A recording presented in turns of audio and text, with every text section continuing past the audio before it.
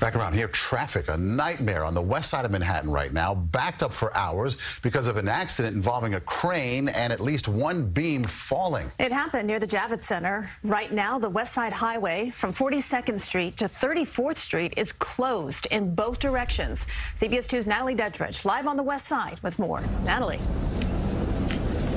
Well, Maurice and Christine, it took us 45 minutes to drive 10 blocks southbound on the West Side Highway. And you can see traffic there is crawling. It is at a standstill. And this all caused by those two beams that came crashing down near 39th Street and 12th Avenue, just a few blocks from here.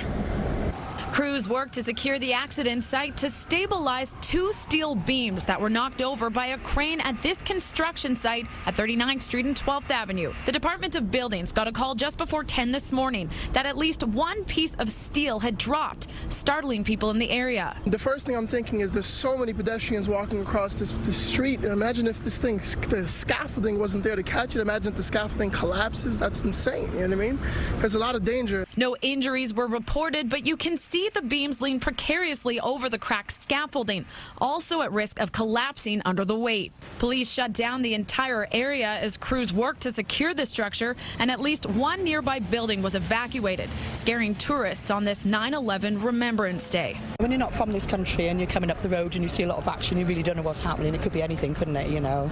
And of course, with it being today, you know, I suppose it worries people. Inspectors with the Department of Buildings say a crane at the site was hoisting one beam when the load knocked over a second upright beam, toppling it over onto the sidewalk shed. The West Side Highway closed down for hours from 34th Street to 42nd Street, snarling traffic. There's a lot of traffic backed up, going pretty good ways back. I've been in this traffic for like 30 minutes.